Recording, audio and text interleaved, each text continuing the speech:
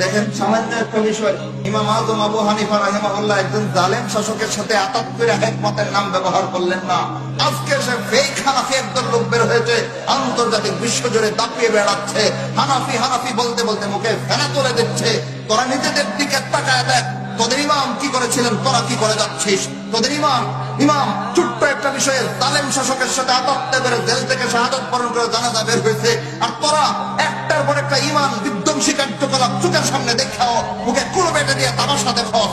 তোদের চোখের সামনে ইসলামের এক একটা বিধান কেটে ফেলে শাসকেরা, তোরা নীরব দর্শক হয়ে তামাশা দেখস, মুখে হানাফি হানাফি ফেনা তোলস। তোর ইমাম কোথায়, তুই কোথায়?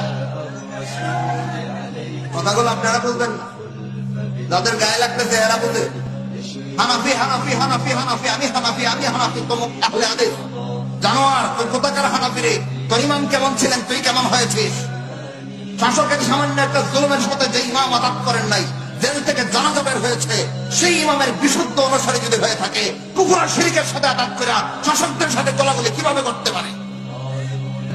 নাই গোলাগুলি নাই, আমি নাম মার করে বলবো না, আপনারা খুঁজে খুঁজে বাইর করেন কোন কোন মোল্লাগুলো নিজেকে হানাফি দাবি করে আবু হানিফা রাহিমাহুল্লাহ মানহাজ মাসলাকের বিপরীতে বেঈমানদের সাথে আতাত করে করে চলে।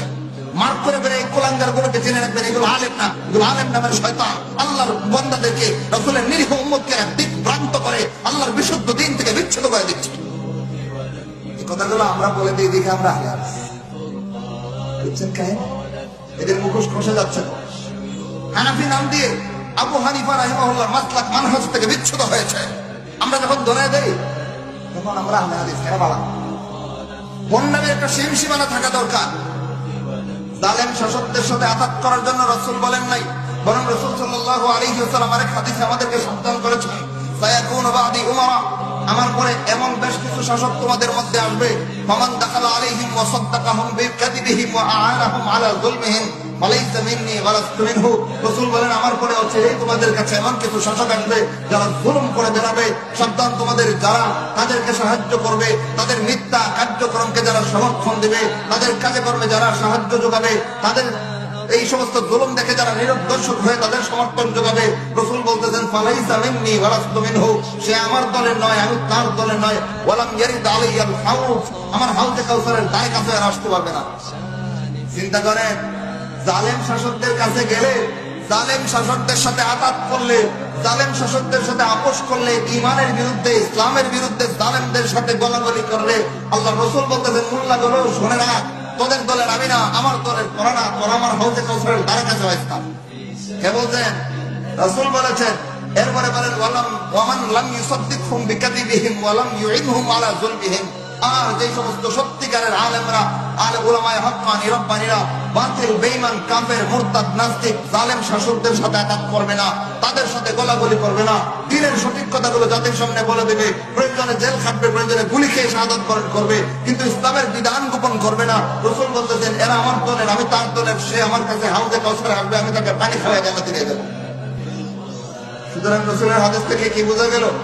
জালেম শাসকদের সাথে আতাত করলে রাসূল খুব সন্তুষ্ট। এই কারণে আবু হানিফা জালেম শাসকের সাথে আঘাত করতে পারেন নাই। তো আবু হানিফা ভুল করছেন না সঠিক করছেন? আজকে এসে যারা হিকমতের নাম দিয়ে কাফের বেঈমান মুরতাদ নাস্তিকদের সাথে একাত্মতা পোষণ করতেছে আর নাম দিতেছে হিকমত, এরা আসলে হিকমত ওয়ালা না ভণ্ড।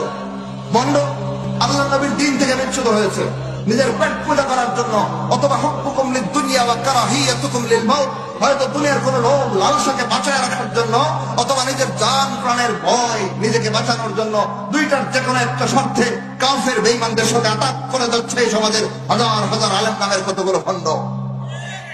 সাবধান, এদের পাল্লায় পড়বেন না। আলেমদের দিক নির্দেশনা নেওয়ার সময় শতবার চিন্তা করবেন কোন দিকে চালাচ্ছে।